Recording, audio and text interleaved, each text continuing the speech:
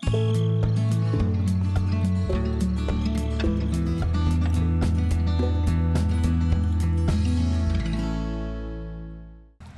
folks, welcome to Feldy, map created by Farmer Yip, Farming Simulator 11. We're out here in the field. Actually, since the last episode, I did a bunch of off-cam work, and I can't even remember everything I did, but one significant area was to work on some root crops, and I have just a little dab here left over. So I figured I would take care of those here first thing. And as you can see, we are still kind of in the middle of the rain showers, so we're kind of trying to wait it out until we can continue harvesting over there.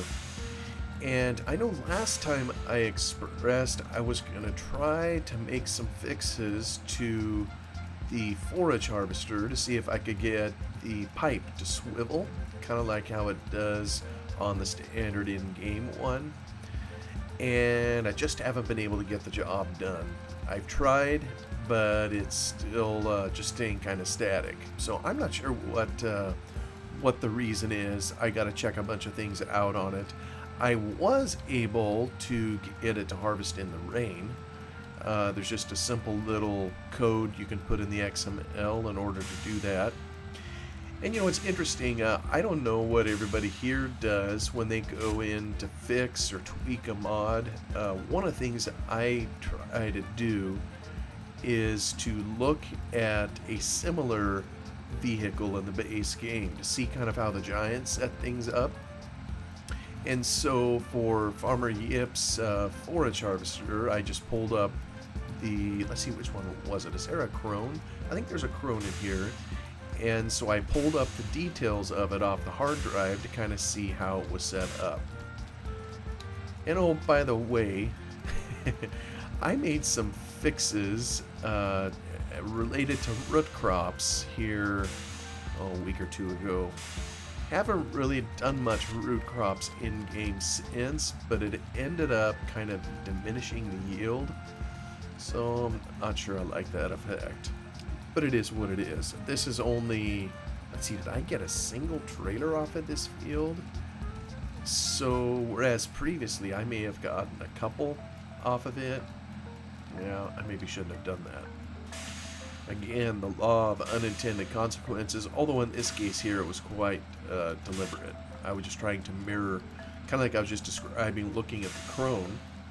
You know, one of the things I was doing was looking at the script behind the potato digger here and comparing it to the harvesting scripts that the Giants had in the Lua code to see similarities, differences, and that kind of thing.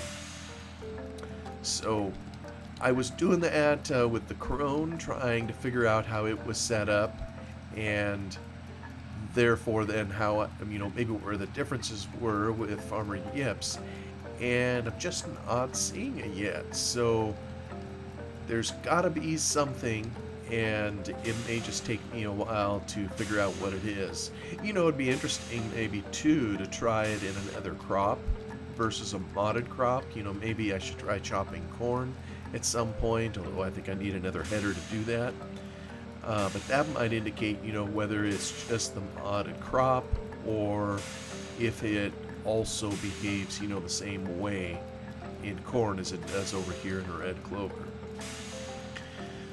Oh, part of the journey of modding, and you know, sometimes you can figure it out, and sometimes, at least for me, you can't. And I know I've talked to some other modders, and one of them told me one time he had a pile of ideas that he had tried to implement and eventually just gave up on because it was too hard, wouldn't work, couldn't get there in a reasonable period of time, whatever the reason. And I think I have my own pile of similar such experiences. But yeah, on the root crop, you know, which we're almost done here. I think this is our final root crop field. Only one was potatoes, and we had, oh boy, let's see, 1, 2, 3, 4 of sugar beets. So it's been kind of long and tedious trying to get all of them harvested, but we're almost done, and wow, is it making us work hard for it. And you know, I mentioned making some tweaks even to the script here. This potato digger, which I am treating with violence with this tractor here, it doesn't seem to... Do I even have it on? Sad little guy. Okay, he is sitting there. Alright, that's good. Well, one of the things I noticed in the script, you know, it had, it's great that it had something to make it work and something to dig potatoes. It actually was similar to, you know, the regular harvest scripts in the game.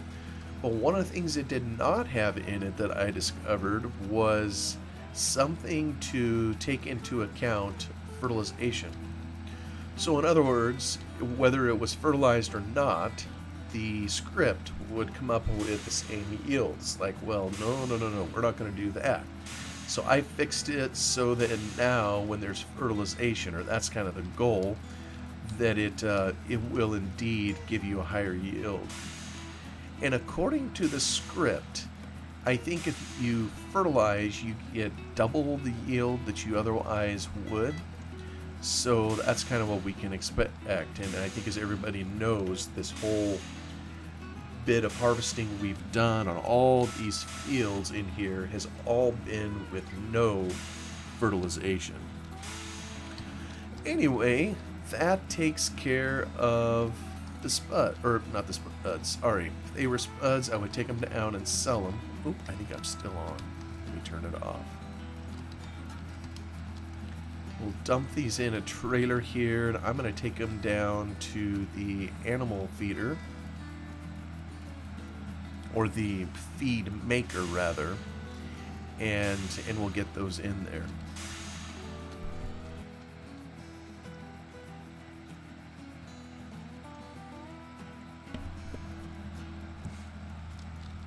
Let me just drop this here.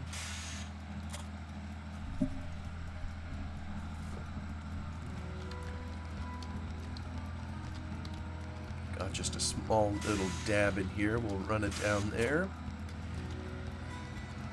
And I'm mainly harvesting these just because, you know, I kind of want to maintain some semblance of seasons, and doing a full harvest of every single field is about the only way to do it. Although, truthfully, I don't need any of these sugar beets right now.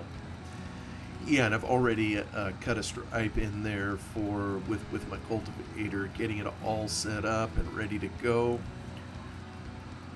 You know, looks like we have animals, but we really don't. I think the animals start getting created, if I'm understanding the manual correctly. They start getting created when you start putting in feed and maybe water and whatever else they need in bedding. So, but that's still a little ways off as we continue earning money. I'm $100 grand in debt, so I really wish I could actually sell these sugar beets, but I can't. And I actually have a huge pile of them kind of just in this machine, but I'm learning I need some other stuff. You know, all that biofuel that we have down there, we need some up here too. Oh yeah, and I changed the trigger because I wanted to try to get closer to... that still didn't quite get it. It'd be nice to dump them like right here, but I guess it forces us to dump here. Oh, I didn't mean to do that. I hit the wrong key. Alright. That is that. And I think the next harvesting that we'll be doing is actually... trying to climb the gate again. Here I thought the collisions were off.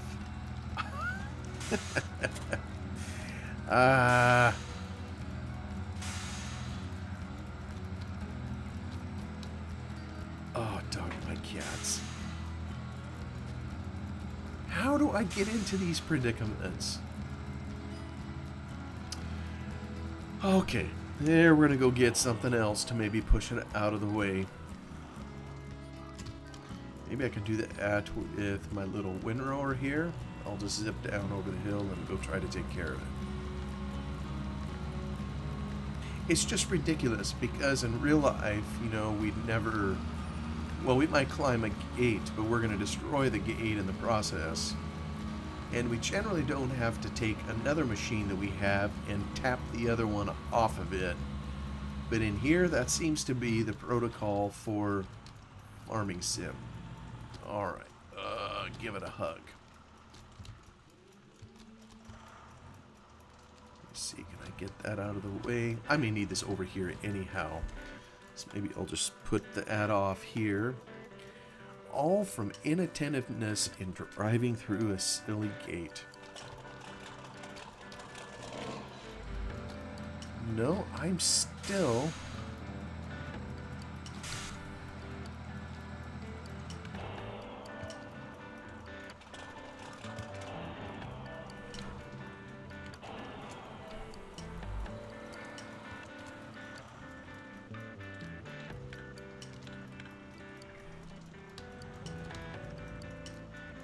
You know, ordinarily I wouldn't care, but I'm trying to do a video here, and this isn't something I was intending to showcase. How to get your equipment unstuck. Nope, that ain't gonna do it. Maybe I need to go in the gate over here. Maybe I should delete all this gobbledygook later.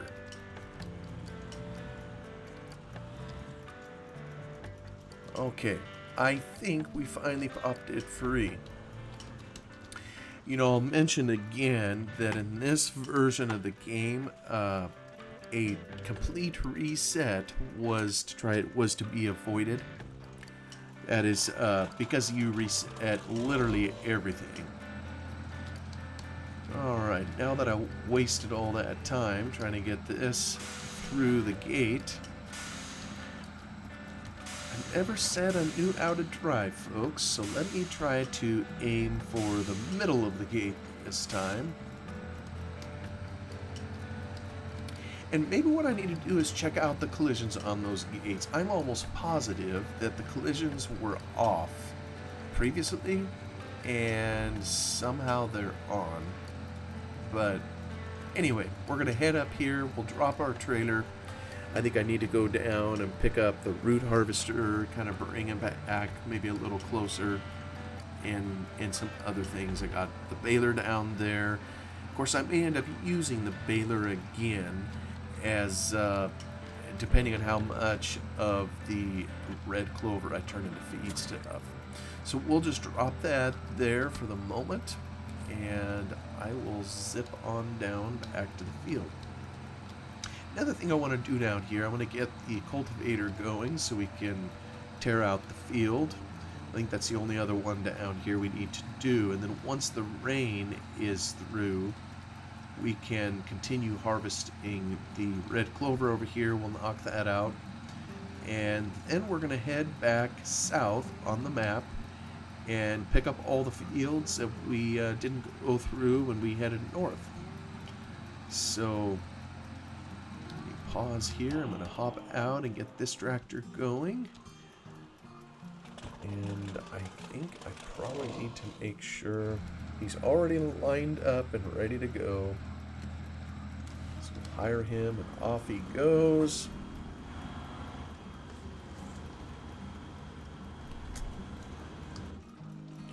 It's just short little bits. Hopefully he's able to turn around. I just gave him a single width there, but hopefully that's enough and he can get through the whole field all the way to the other end. Oh, I just realized, look at this. I'm going to have an area I need to clean up there. Sometimes, you know, when you have a variable shaped field, let me just look at it on the map. Here it is. You know, if you hire over here, and if it's a continuous increase or in the size of the field, kind of triangle shape, you can start him over here and he will hire just fine. Now if you started him over here, following my pointer, a lot of times you'd come up to here and he wouldn't turn around at the end. He'll turn around fine, you know, when it's a straight line, but it's this diagonal one.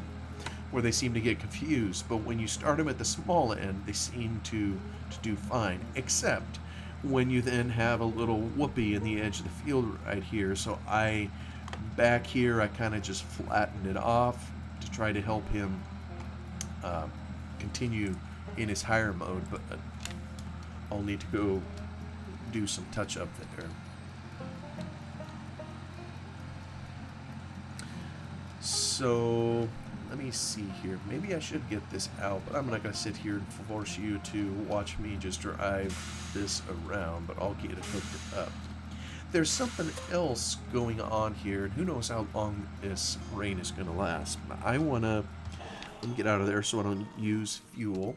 Let's look at our map here. If you'll recall, the previous episode, or maybe the one before, we started getting into biofuel, and so we've sent it over to the water pump, and we've had it. Well, this is the original plant, biofuel. It's down there. We need some more canola to continue processing on there, but we took it up to, let me just get to the water pump.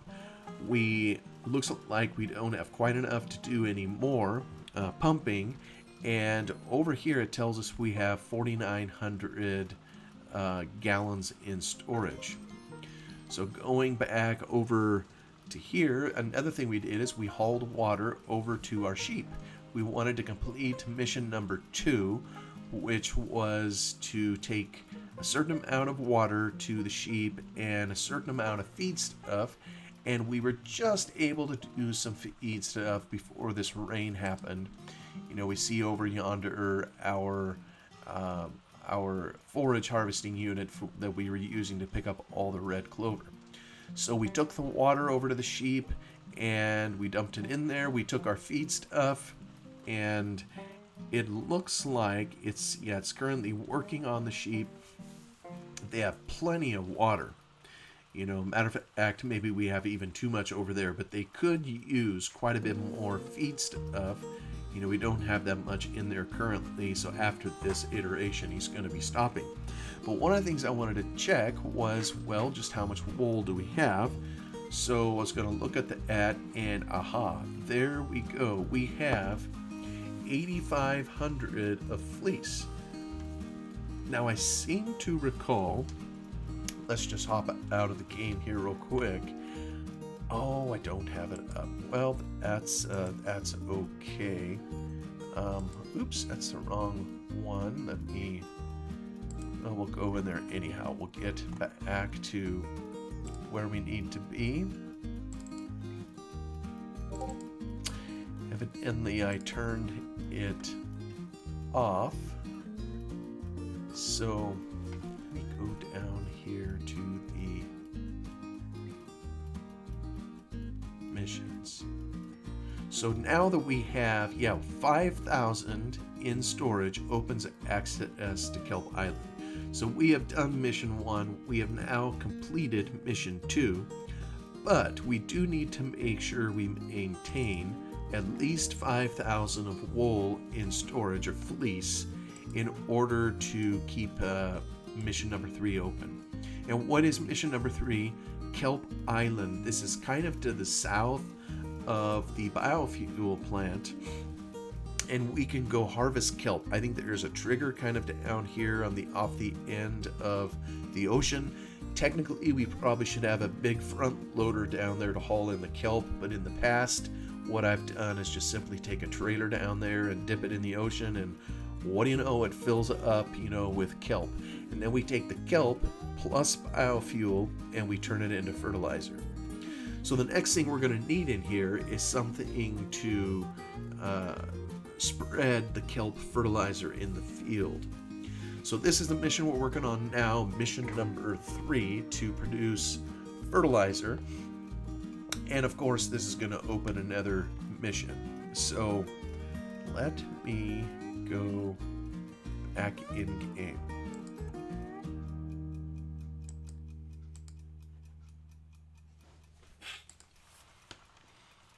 All right. So we'll let our hired man continue working on this field. We're still raining, it's pouring, the old man is snoring. Let's cycle down. And you know, I could harvest this in the rain now if I wished. Kind of like I mentioned a little bit ago, I did figure out a way to harvest in the rain. It's really simple. Actually, while I'm thinking of it, I'll just show you. You know, no sense hiding it. See, that's a trailer. I think it's this here. It's this real simple line of code. Allow threshing during rain. True. And the closing tag for that. You know, I looked at the crone that was in game, and they had to add in there where they allow threshing during rain. Threshing, I mean, this is a type of thresher, even though it's chopping everything up. So I just slapped it in there on this one here. But you know, I don't know that you would be out picking up windrows in the rain like this. Maybe somebody would know. You know, I just know from years working on a grass seed farm that we didn't combine or harvest in the rain. You know, the grass got heavy and thick, and I don't know that you would, if you were chopping it for animal feed, I don't know that you would do that. Maybe corn you could chop in the rain. Anyway, I digress. We'll continue to, oh, there's our little windrower. Aha, okay, so here is our Land Rover, and this side, see, when we were on the other side, we were creating biofuel. You know, this is where we put in corn and canola, and it turns it into biofuel. Now over here, we are putting in biofuel and kelp, and this is going to turn it into kelp fertilizer, presumably. So let me back this thing up. I have a load full of biofuel, and so I want to dump it. There we go. Ah, I keep hitting the wrong key. There we go. It's sending it out. Now, I think I am getting low on biofuel, so what I really need is some canola. And I'm starting to regret that I didn't try to harvest those OSR fields up there, oilseed rape. Those turn into canola. But I think I would have had to have purchased a special pickup header in order to make that work. But in here, this will tell us what we have in inventory. Fleece now, biofuel, 5,000. How much do we need to have in there? Let me just hop out again. We'll look at our mission number 1. Result 2,000 in storage opens access to Sheep Hill. All right, you know what? I could grab another full load of biofuel, and I think I'd still be okay. This holds 2,500 liters, and I have 5,000 liters in storage. So if I withdrew another full load, I think I would still be okay. Don't know where I would take it at the moment. Maybe it'd be just to make kelp or kelp fertilizer. So you know what, I'll maybe get it and throw it in there as soon as this is done and just load it up. But then I assume I can do this in the rain, so, and you know what, I have, never mind, let's get this over here. I was saying when I was off cam, I set up a couple courseplay courses, and I'm kind of curious to see how well they perform. Oh, if I could just back up decent. Have you ever noticed how hard it is to back up a short trailer versus a long trailer? I kind of think it's the same in-game. Maybe it's just me, but I've always had an easier time backing up a long trailer. There we go. Okay, so we should still have enough that we haven't closed off any gates, but I don't think we can take another load. So we'll get this backed up, we'll put it in here, and then we're going to go get a tractor and trailer and get it on its way so we can go into the ocean and harvest some kelp. I mean, how cool is that? I mean, has anybody ever seen a farming sim map where you could harvest kelp? I sure have. This is the only one in the entire history of farming sim that I've ever seen. And I know there are other maps with unique things in them, but this one definitely has its fair share of new things. Alright, we're going to skip over from here to go find our tractor. And you know, I'm just going to tug this down here, and we're going to go take it to a little more centralized location. Although I gotta say, this is a pretty good spot to have some root crop here. It's flat up here, so I'm half thinking in the future I may put some root crop in over here because it's flat and it's accessible close by, that is, to the animals. You know, previously we had some potatoes and whatnot kind of on a significant slope, and I'm not sure that's a good idea. Why don't I drop this off here, and we'll just kind of park it in here. And I'm going to head up the hill here, and we're going to go get the trailer. Because I think this trailer hauls kelp, and we'll use that as kind of our instrument to get it out of the ocean. You may recall we sold a big loader, our big wheel loader that we had down in the quarry, and we got a fair chunk of change that's allowed us to kind of keep these missions moving here.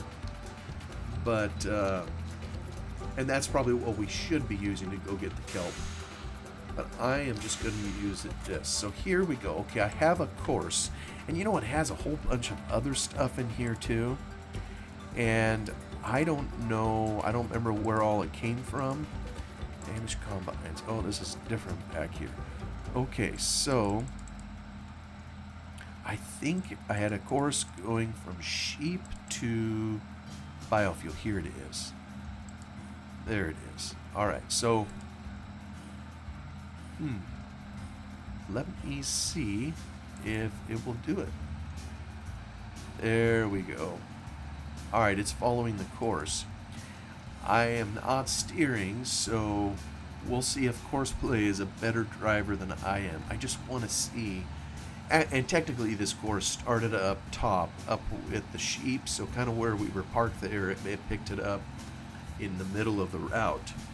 But I kind of want to see if it will behave itself, because I can use it then later, you know, and just kind of send it off on its way. I mean, I don't know how you guys use courseplay in this version, but send it off, and then you can tab away. You can go do other things, you know, that need to be done. Oh yeah, this is kind of a ticklish little section. Yeah, it's doing all right. There's a lot of turns through the barnyard here. We'll see if it remembers everything. Yep, it does. Remembers every turn of the steering wheel. The thing of it is, I did this much slower than it is going, so it's it's really whipping around here. And the reason I went slow is, you know, anytime you're drawing out a course, you want to make sure it's as close to the center of the road as you can, and so as to not screw it up. I seem to recall there were a few course editors, you know, that a guy could get. I tried using one time, you know, where you could import the map and import the courses that you had, and I never really could get it to work all that well, but apparently you could take these course editors and you could make your route even tighter, you know, to what you wanted it. You would draw it in game, and then you would put it in the editor, and you know, if you missed a corner or you took it a little wider than intended, then you could go fix it. Like here I ended up in the hedge just a little bit. I could go straighten it out. But I don't know. I never really was able to use it at all that well. Now, is it going to stop? Okay, yeah, stop at last point. Okay, we just told it to stop when it gets down here, so we'll see if it does.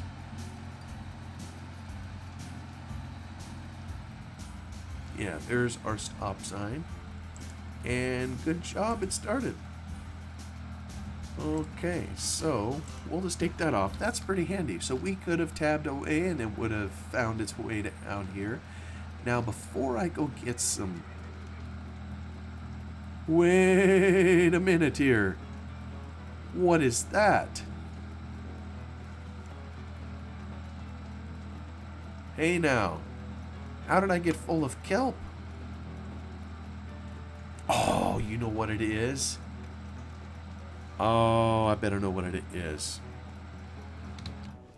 Oh, bummer. I was hoping to go down there. I do seem to recall there was something left in there.